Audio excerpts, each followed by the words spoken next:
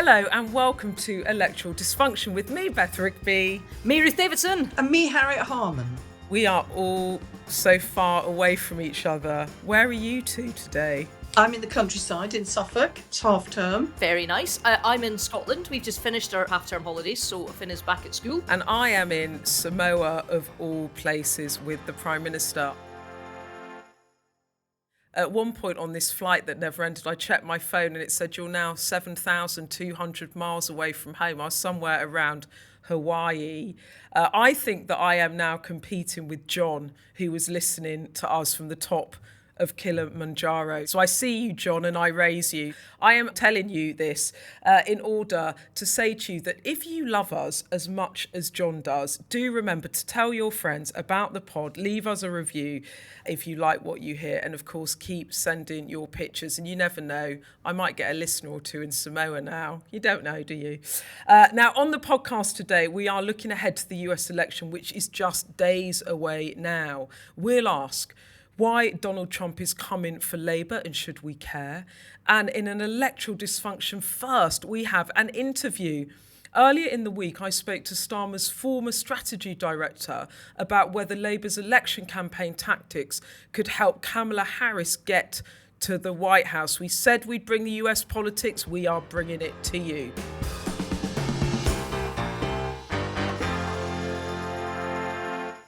There is so much that we could get into stateside, but we have to start with the story that came to us in the UK this week. It kind of broke while we were en route to Samoa with the Prime Minister on the plane. So we got to ask him in our lobby huddle when we all gather around him and ask him loads of questions. So it was Trump's team officially complaining to the election regulator in the US, saying there had been blatant foreign interference in their election by the Labour Party. Ruth, can you take us back to basics on this story? It started because of a LinkedIn post from a Labour staffer, and it sort of snowballed into like a diplomatic incident. What the hell's going on? What has happened is that an employed member of the Labour Party put up a LinkedIn post saying that there was 100 members of Labour that were going over to help the Harris-Waltz campaign. There was about 10 spaces left and she'd look after accommodation for them. And it went a bit viral and it was immediately taken down and she deleted her entire LinkedIn profile and everything. But then Trump has filed a complaint to the equivalent of our electoral commission, so the FEC, which is their elections regulator in the States, saying that this and many other things, including Matthew Doyle and Morgan McSweeney, who are two very senior people in government in the UK now, were over advising Kamala Harris and also suggesting that this is a campaign donation in kind and it's foreign interference. And there are rules, there are laws, in fact, in the States that says that foreign nationals can't donate to campaigns. And one of the things that counts as a donation is if you pay more than $1,000 for transport. And it might well be that tickets to the States and tickets flying around the States and going to all these swing states cost more than $1,000. We don't know. But I think the issue here is the fact that they've been advertising it and it looks like it's coordinated and it looks like it's not a Labour issue, that it is people in government. Now, it's been framed by Trump pretty well. There's a big dog whistle going on and the way he's framed it is actually not stupid. And one of the things that he's doing, I believe, is that he's pointing out the difference between the classism that also exists in the States, and by equating Harris and Waltz to the British and all the rest of it, he's sort of pointing at them and othering them and saying, you're like these East Coast elites, these preppy Anglo-Saxon sort of Yale, Stanford, smug, stuck up people that aren't like us. They're not like real working Americans, not like people that, hold a hammer or work in a factory. So there's a lot going on here. And I should also say that Deborah Mattinson is mentioned in the letter too. She was the Director of Strategy for Labour and left Labour after the election, just to be clear on that. So since then, she has been to the US, but at this point was not working for Labour or Keir Starmer. And by chance, she's our guest on this episode. Now, we recorded the interview before any of this story broke. We'll play it later because it's relevant in terms of how the Harris team have looked at the Starmer victory, and that's what we wanted to talk to her about. What were the lessons from one to the other? So we're going to have Deborah on in a little bit. It was quite something, this story. We were on this 28-hour flight with the Prime Minister over to Chogham, to the Commonwealth Heads of Governments meeting, when this letter dropped. And so we were going to ask him in the lobby huddle. This is when all the journalists on the plane get the Prime Minister for 20 minutes. We can ask him what we like. It's all on record, and then we write stories around what he said. So we're going to ask him about the volunteers going over and was that a bad look for Labour? And then this legal letter broke. So the first thing we asked him was the reaction, and he said, these are volunteers, they're doing it in their own time and money. It seemed to me that LinkedIn post was probably a bit cack-handed in how it was written rather than some bigger conspiracy. And then there is, of course, the issue of two of his most senior members of Downing Street going to the Democratic National Convention. Now, Downing Street sources would say to you, Labour Party sources would say to you that this is something that sister parties have historically done. But of course, having your Chief of Staff and your Director of Communications named in a letter by the person or the camp that might become the leaders of the US is uncomfortable, to say the least. But when the PM was asked about whether or not this could jeopardise his relationship with Trump, he was as cool as a cucumber. He said, not at all. I established a good relationship with him. The two had dinner at the United Nations General Assembly. Do you remember Starmer going up Trump Tower? And Keir Starmer said, we are neutral. We will work with any president, and sort of tried to bat it off. I think there's a question about how easily he can bat it off. I mean, Harriet, one diplomatic source back in London did say to me that they thought it could become a problem, that this was difficult, potentially. We know how thin-skinned Donald Trump can be. We know that he can hold grudges. Can you imagine what it's going to be like for the Starmer team to go in if he does become president? It's awkward, isn't it? Well, I don't think that this is about Donald Trump being touchy or thin-skinned. I think that this is a tactic in a close and hard-fought election. And this is Donald Trump trying to have a go at Kamala Harris and trying to grab the mic and the headlines and trying to distract from anything negative about himself. But if I can just explain about this close connection between the Labour Party and the Democrats, and also between the Conservatives here and the Republicans. There's something about this relationship. We talk about the special relationship between the UK and the US, but when it comes to politics and young people, it's such a close relationship, and it's always been regarded as a good thing. So, for example, I went out in 1968 to the Democratic National Convention in Chicago. I went out and campaigned for McGovern in 1972. I was, God help me, a McGovern girl handing out badges.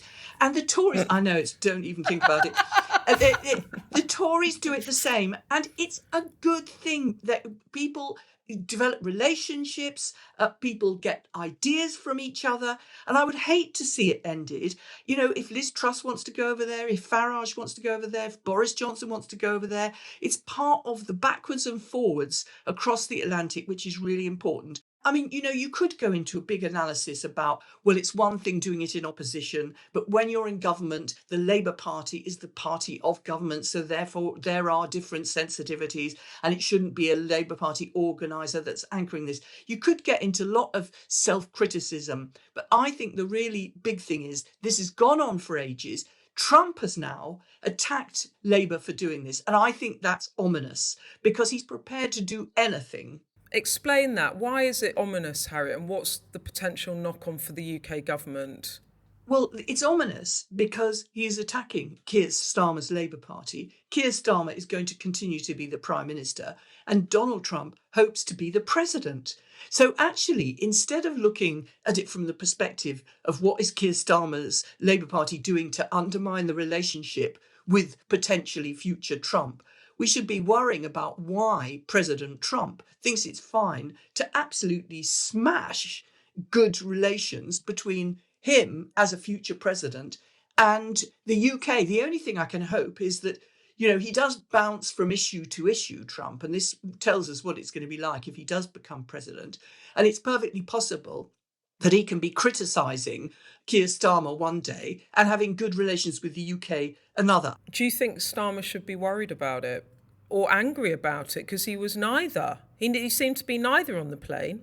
I think there's nothing he can do about it. I mean, there's really no point in him thinking, have we done something wrong? Because if we've been doing something wrong, both Labour and the Tories have been doing it wrong for decades.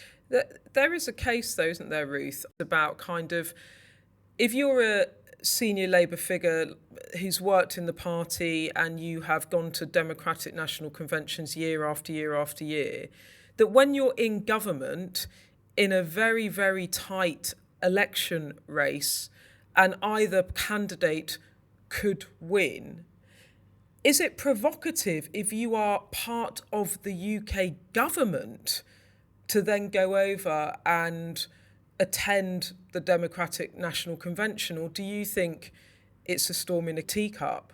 I think where the Labour Party has to be careful is that they need to understand the difference between opposition and government. And while I don't think it's in any way wrong, particularly for individual activists to go over and campaign for something that they believe in under their own steam, on their own money, where you run into problems and where you run into potential for foreign government interference in an election is if you have people that are on the government payroll that are being given time away from their job while still being paid by government to go and work with, for example, the HQ of the campaign. I think that would be a difference to some staffer that works for a Labour backbencher going over and volunteering their own time.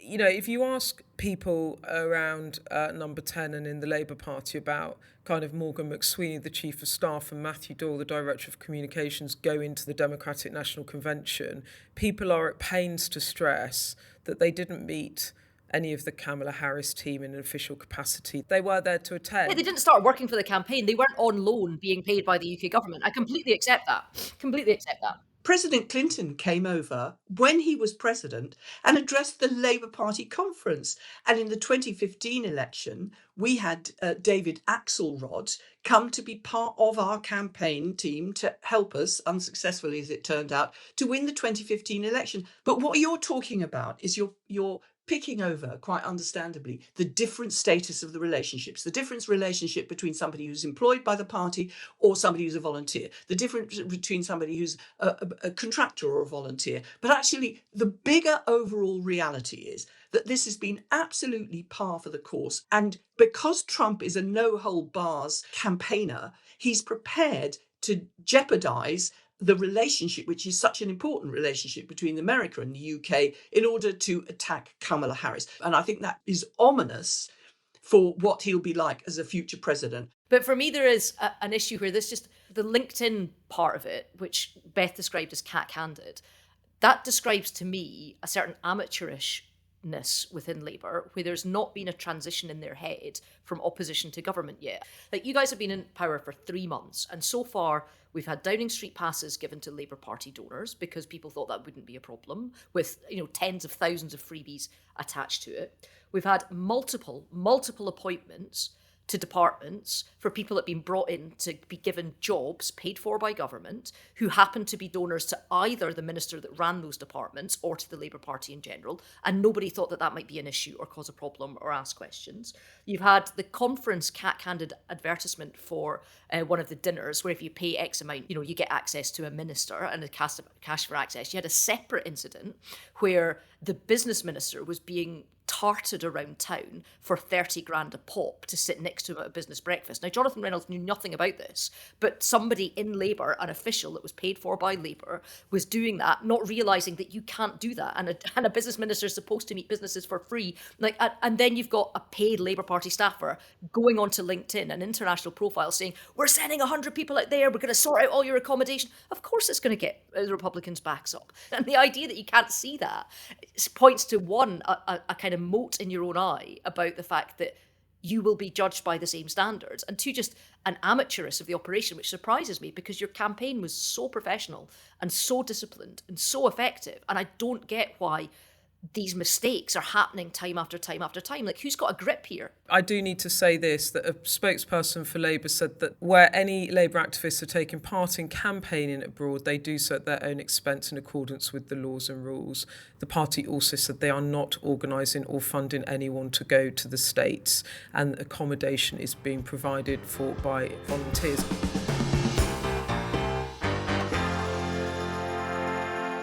We've had a WhatsApp from Michelle about the plane. She says, I'm following Beth's Instagram stories from trips with the PM. Could you talk some more about that in the pod? Like, how does it work to spend 28 hours or something with him on the plane? Do you see each other? Is he hidden somewhere? Well, firstly, thank you for watching my Instagram stories, Michelle. I get very excited on these trips and I Instagram everything. So there's lots of me going, I'm on the plane. Here's the food on the plane. We were stopped in Canada, Oakland, California, then Hawaii. We didn't see the sun for 24 hours because we were flying that way around the world. But in answer to your question about Keir Starmer, what he does is he gets on the plane and then about 20 minutes in, he comes up for our huddle. And this time he sort of stood up and he wasn't in a suit, he was in his, I wouldn't say his comfies, but he was in a kind of T-shirt and a little sweater. And then he went back to his seat and I could see him actually. He was right at the front of the plane and I would sort of drift in and out of sleep and I'd put on a box set and I'd watch a bit of The Rivals, or I'm also watching Married at First Sight, which I'd happy to do a whole separate pod on.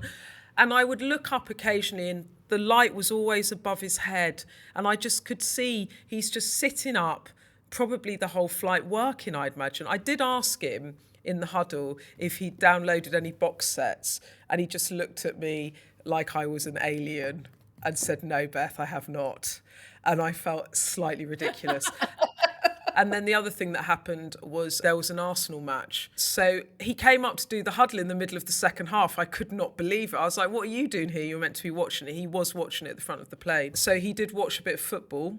And then, no, we don't see him again. The only time we saw him was mid-flight. He came up with a basket of donuts that apparently Justin Trudeau had sent to Winnipeg, where we had landed to refuel in Canada, and Justin Trudeau had biked over, or God knows how he got them there, some donuts that they then cut in half and distributed around the plane. So he came bearing donuts. Actually, Rishi Sunak did that once. He came bearing cupcakes once. So that's what happens on the plane. And Michelle, if you want to message me any more about my WhatsApp plane Instagram, I could talk to you about that all day. Yeah, tell us what the atmosphere is like at the Commonwealth Summit about the reparations. You are right. It is getting quite lively here because, I mean, Keir Starmer wants to come over and he said he wants to talk about economic growth and cooperation with other 55 Commonwealth nations.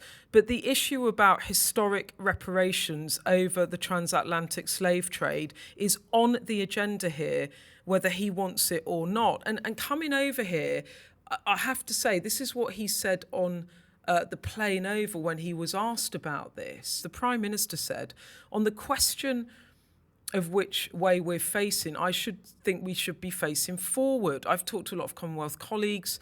They're facing real challenges on things like climate. And in all the conversations I've had with them, that's what they're most interested in.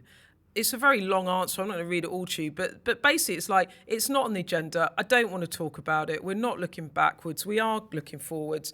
So what I understand is going on was that there was an original aim of a separate declaration on reparatory justice, which a number of Commonwealth countries wanted to put forward, which the UK obviously couldn't sign. I mean, wouldn't want to sign. If they're not going to give an apology, they're not going to suddenly sign up to loads of reparations that could cost the government billions.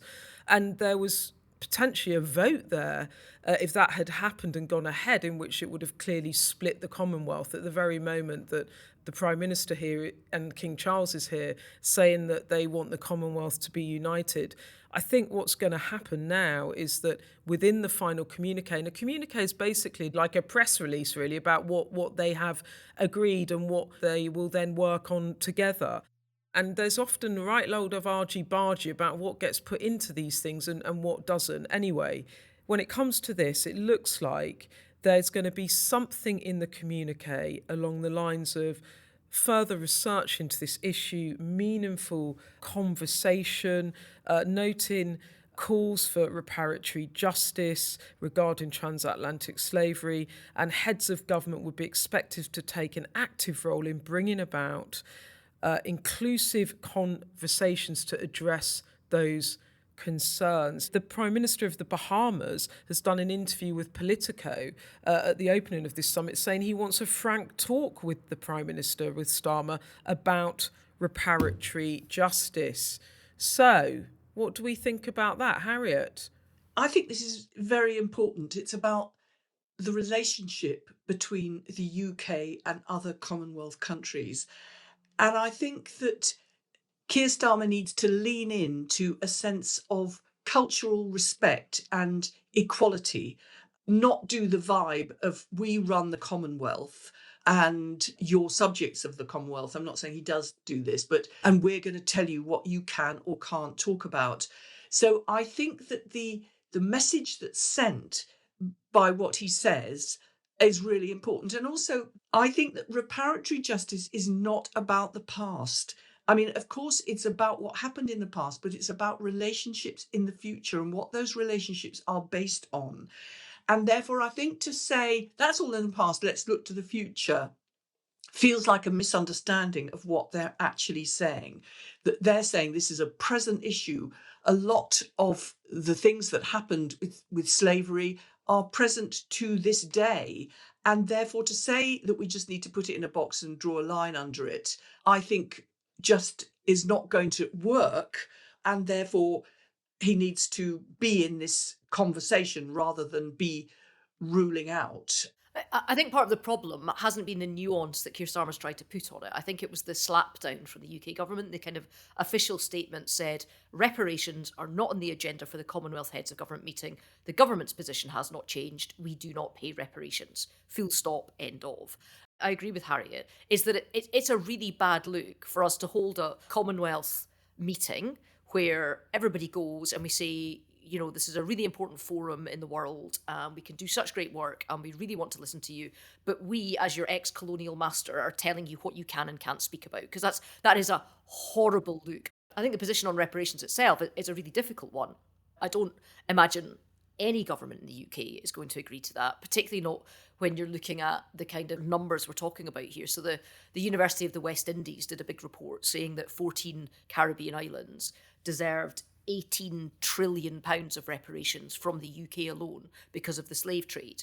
UK does not have that kind of money. That's before we even start on Africa. Do you know what I mean? So it's like, I think it's a non-starter, but you have to allow people to talk about it. The next CHOGM is in 2 years' time. It's going to be held in the Caribbean. So the very kind of underpinning of what the Commonwealth is and what it's for is being questioned at the moment. And I think the UK government need to give some serious thought to this and actually put some quite big brains on this, because this is a problem that's not going to go away. And I think it would be detrimental if we let it fall apart without having made a decision about how we can make it a modern tool for international diplomacy. Well, I think that everything should flow from the idea that in the Commonwealth, we're a family of equals and a family of mutual respect.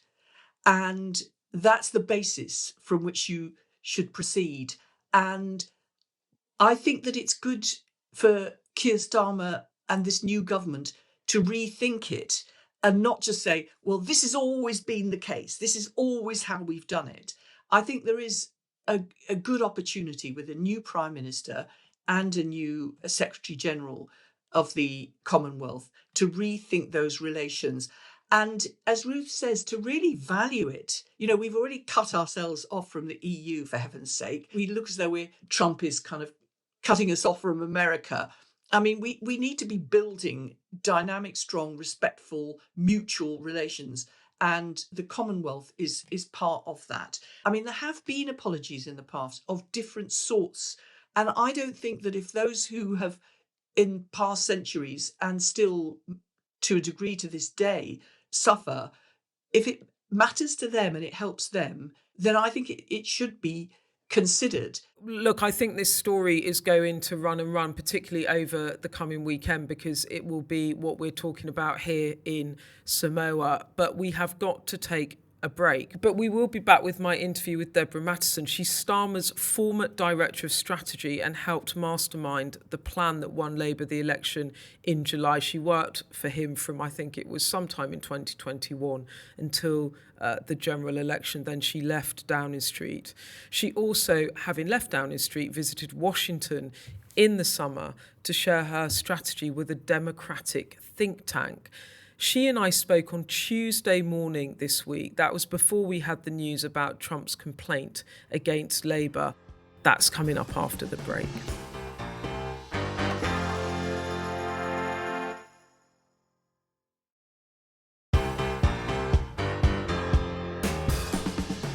Well, we said we would talk to you about the US election this week because it really is not far off now.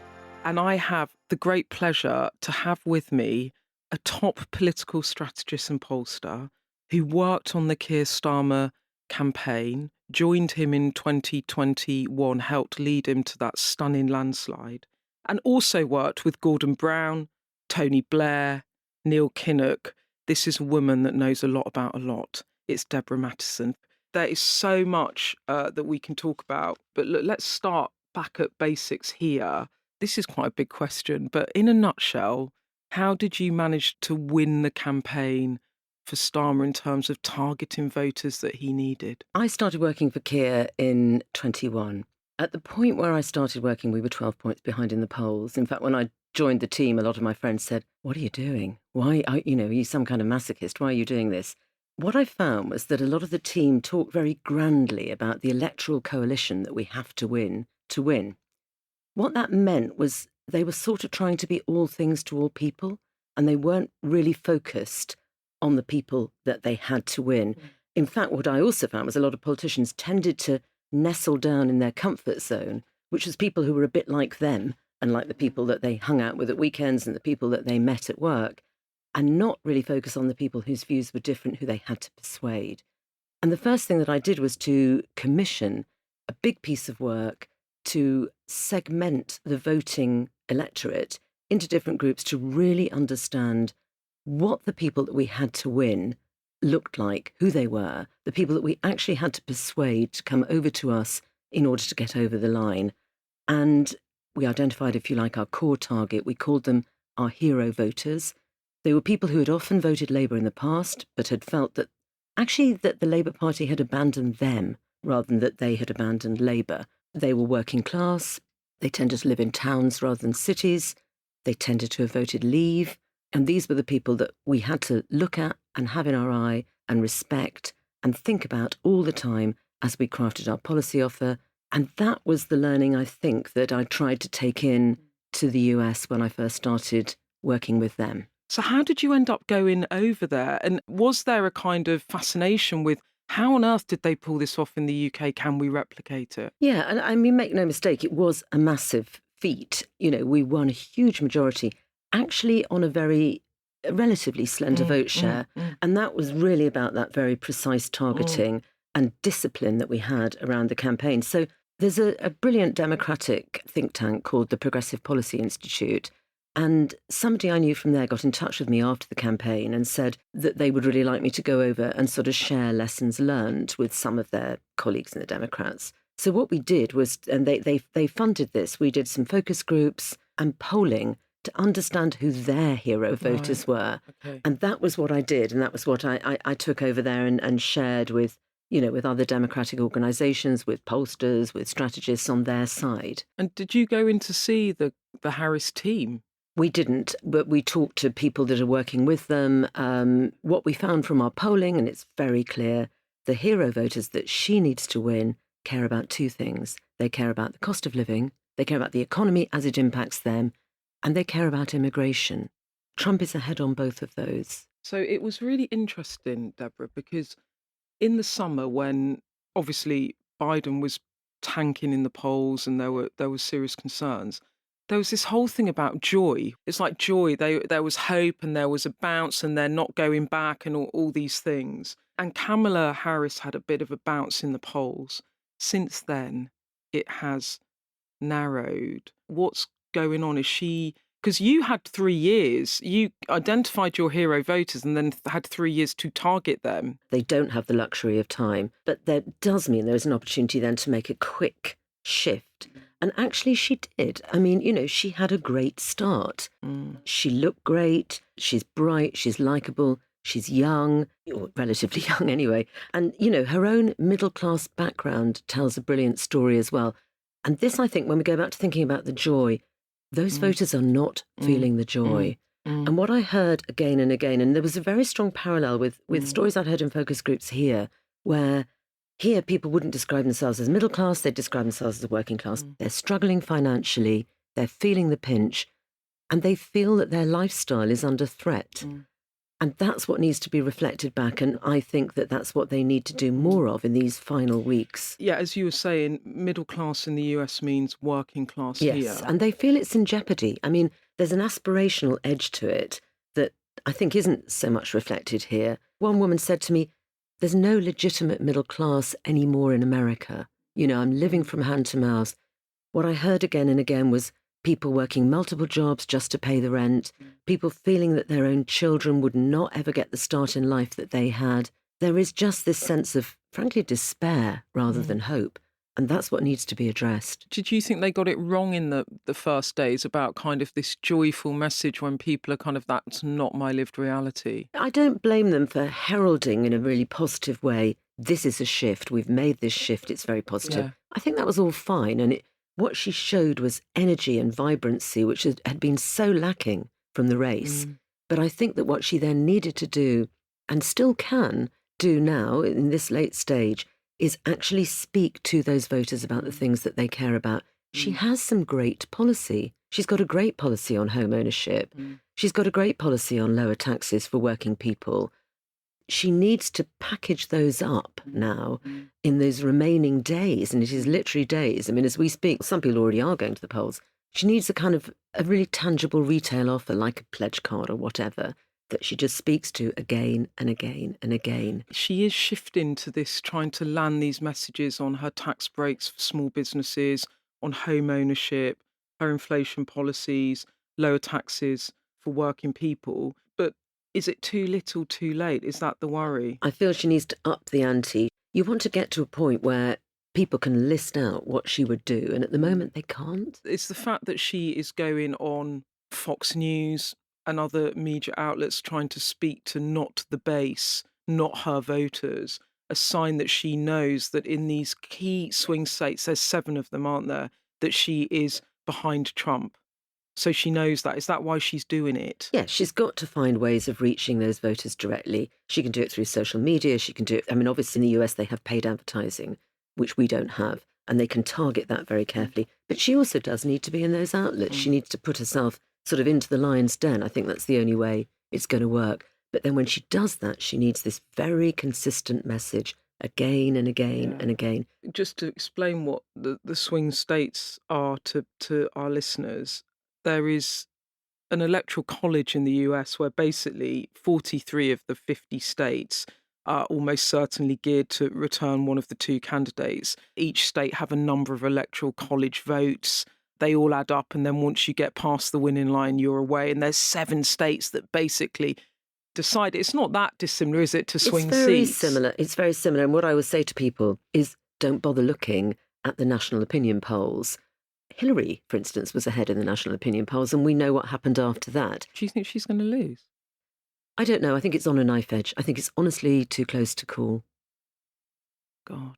I mean, the 7 states are, just so you know, so when you're watching it on the night, you know the ones to watch for. And it could go on for days, actually, I think, this, couldn't it? It really could. There might be challenges, there might be recounts. But it's Pennsylvania, Wisconsin, Michigan, Georgia, Arizona, Nevada.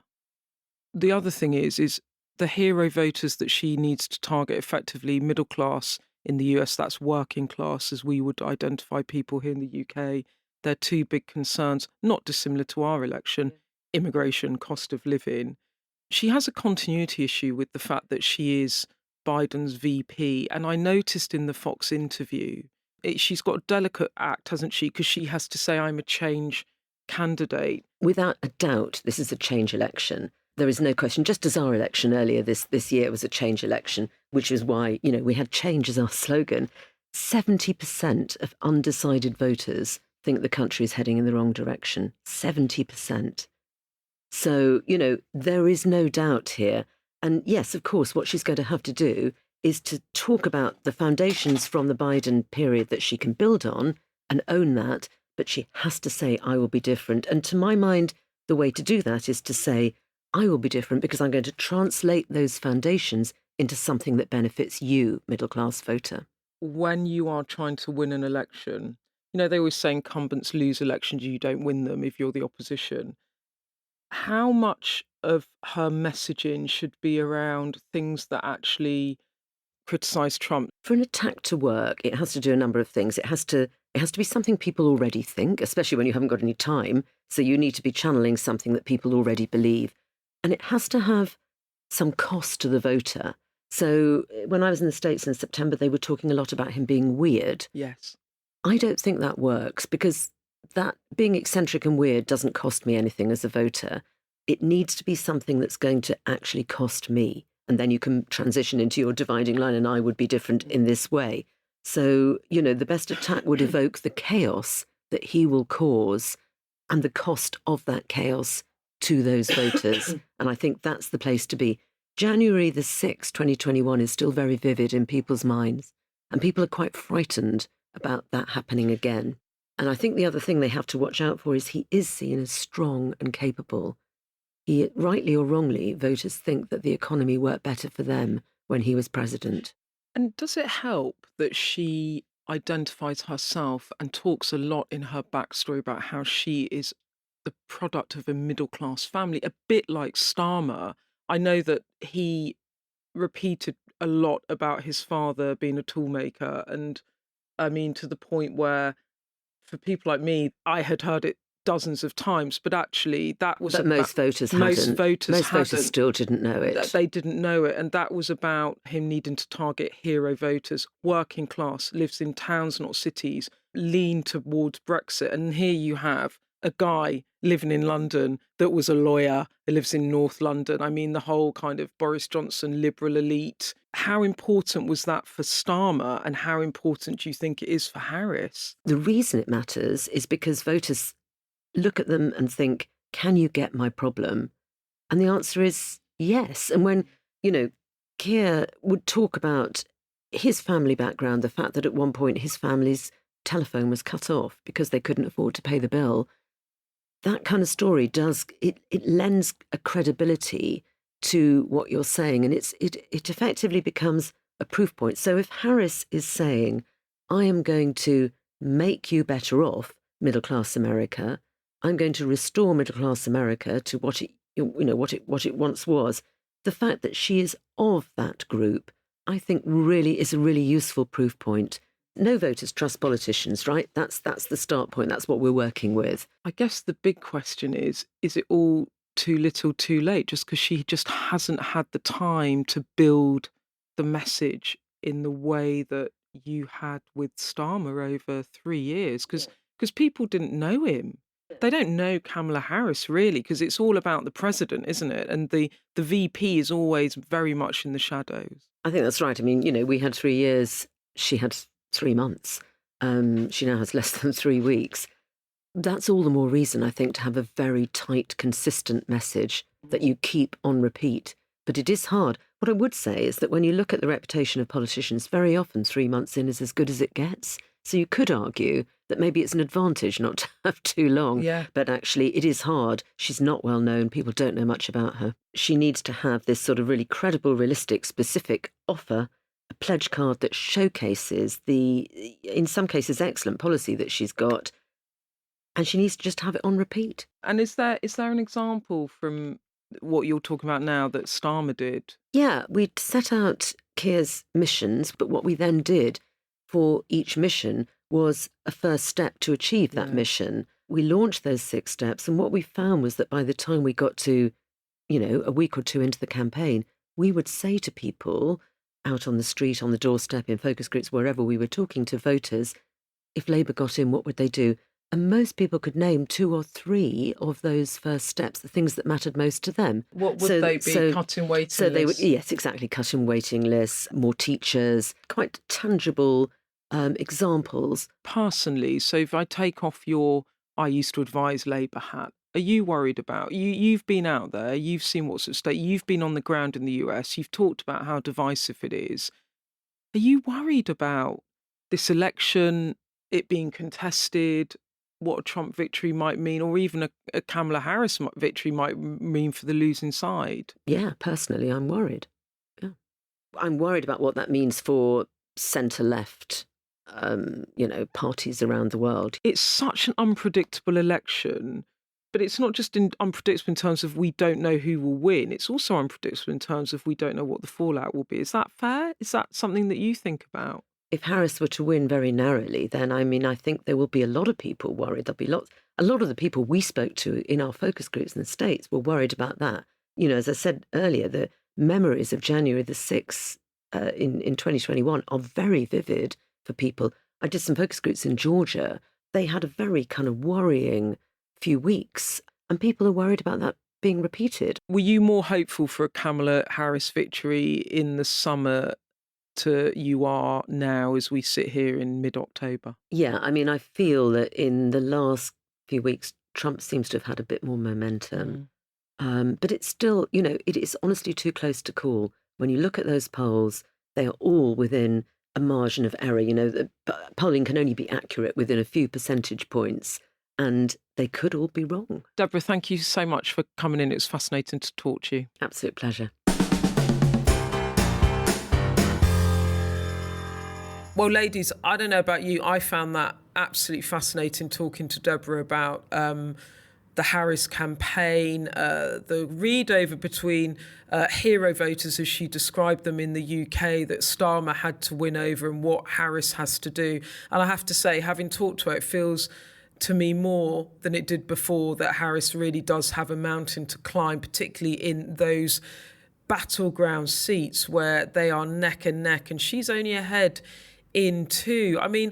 What did you think? Yeah, so there's lots of stuff in there that I agreed with. And I love talking with pollsters, and I love doing this. And I think there's a misunderstanding outside of politics of what pollsters do. They don't just count people and which way they're likely to vote. What they do is they also help shape the message and what it is that is likely to get somebody who doesn't know which way they're going to vote in your way. That bit that she talked about at the very beginning about voter segmentation, that is so important. And that's not just people who are of a certain ethnicity or a certain age, but you also look at where they live, how many cars they have in the drive, what their religion is, how educated they are. It's called mosaicing. You cut down the population into lots of different groups of purpose as well as groups of place. I think the bits that really stuck out for me in that interview are what the Harris campaign's not doing enough of is absolutely they are landing the argument on the other side of things that people already believe. And that's the way that you get to people. You tell people things that they already think they know about the other guys if you're trying to demonise them. She's not then drawing the line of how that affects your life and how that's to your detriment, and that's why you should vote for me. So saying that Donald Trump is weird, which is what they said, people can believe that. He's not like other people. But weird and different, like that doesn't necessarily, the fact that he's a strong man or all the rest of that doesn't necessarily mean that you're going to get a worse deal out of that. And they've not made that connection. She's throwing enough shade, but she's not showing enough light. So she's got the stick. She hasn't got the carrot, I think, is one of the things that I'm taking from that. Harriet, you must presumably know Deborah because you presumably worked with her, because she didn't just work for a period with Keir Starmer. She also worked for many years with Brown and Blair, and she also worked with Kinnock. So are you mates? Yes, she's worked and had a really good impact on the party for decades. When I first met Deborah Mattinson in the 1980s, she was saying, hey, Labour Party, you are not going to get into government if women won't vote for you, and women won't vote for you if they think you're just a party of men who cannot see their lives and their aspirations. And therefore, you've got to have some women in the Labour Party able to speak and some policies which actually address their lives. And she said, and if you do that, you'll get more votes. And at that point, a lot of men's lights switched on. Oh, this might get us more votes. Perhaps we should do that. So she was absolutely pivotal in getting the Labour Party to be, integrated party of men and women, not just a party of men. But listening to that interview, oh my gosh, what a long way off we feel from the euphoria of when Biden left and Kamala Harris took over and the Democratic National Convention. I feel extremely anxious about it. Harry, did you feel more anxious after listening to Deborah's assessment of the race than you did? Yes, very more anxious because she has got a finely tuned ear for this sort of situation. And also, of course, that here the popular vote reads across into how many constituencies you win by and large. But in the States, it's all about the swing states. And, it doesn't matter how much overall support she's got across the US as a whole. If she's not getting those demographics in the swing states, then Trump could win. One thing that struck me about that was actually what we've not seen is the sort of thing that we do here, where you have a message grid and you want to make sure that you land different policy ideas and you go to a nursery to talk about childcare, or the way in which we do it seems to be very different. And I'm not sure if we're just not seeing that in the coverage we're getting in the UK, or if it's just not happening. I think that's such an important point that Ruth's made. I'd like to see Kamala Harris with an audience not of political supporters, but of health workers, talking about what she's going to do on health. I think that would help people see that she goes to them and she's listening to them. It's not just about the politics of the political supporters. Perhaps she is doing it and we just don't see it, but I would be surprised. We do know they are doing a real ground war, a door-to-door thing. We know they're doing the podcasts. But actually, where is she meeting and going to the armed services and speaking to a huge number of people in uniform? What she's got over him is she emotes. She's human. She can hug people. She can sort of sympathise with and be understanding of the problems that they're facing in their life. And Deborah was so clear there that people have got it really, really tough. And it's not just necessarily about talking about the person that has to work 3 jobs. It's meeting with somebody that's having to work 3 jobs. What, we're 10 days out now? Do you think Trump's going to edge it, Harriet? Yes, no? Well, I'm going to say, I'm feeling gloomy today and I think he is going to edge it, but hopefully I'm just completely wrong. And if I am wrong, it won't be the first time. The one thing that's given me hope is how hard they're hammering the message that you can vote Democrat and your husband doesn't need to know.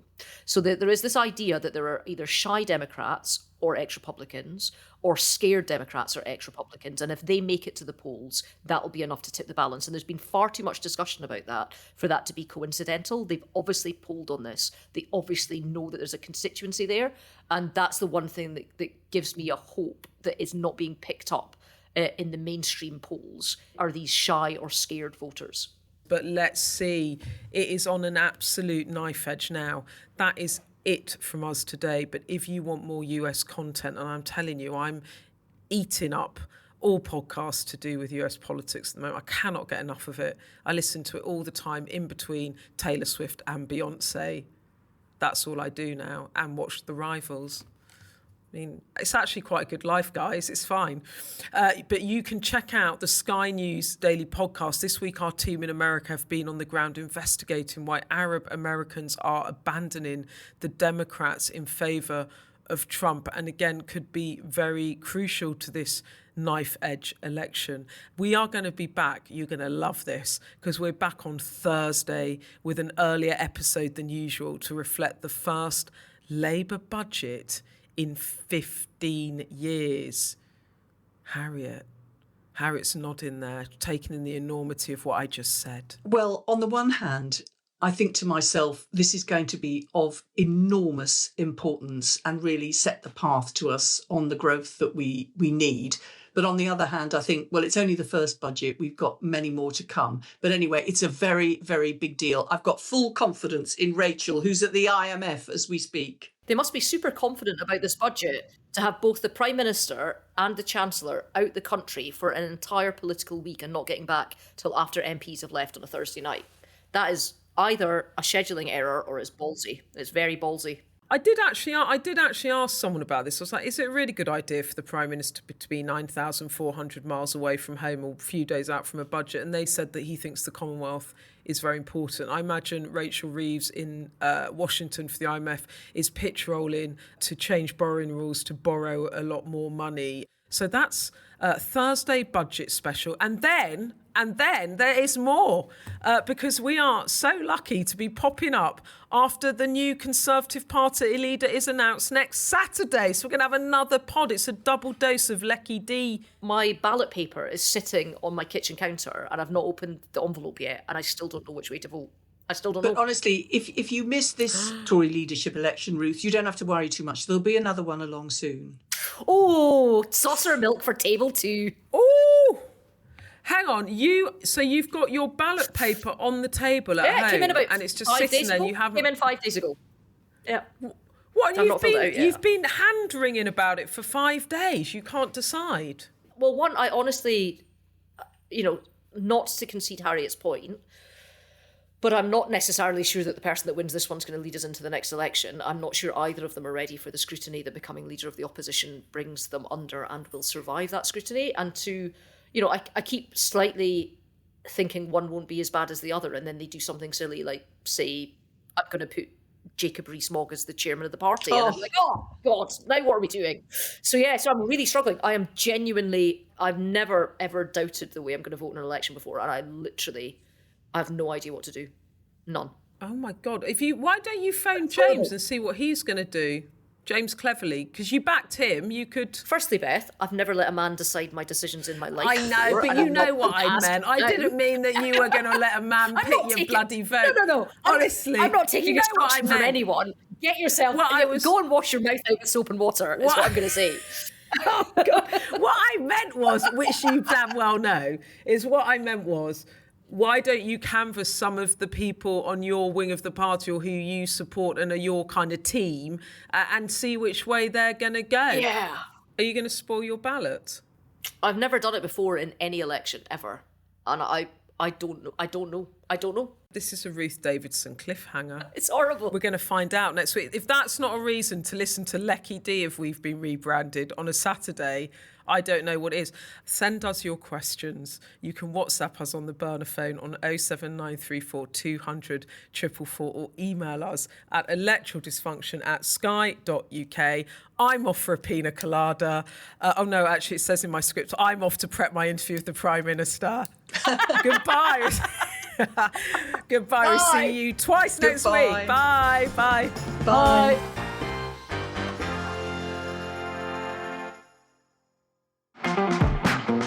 Join me, Mark Stone. Me, Martha Kalnick. And me, James Matthews, as we take over the Sky News Daily Podcast for the week of the US election. The election starts today.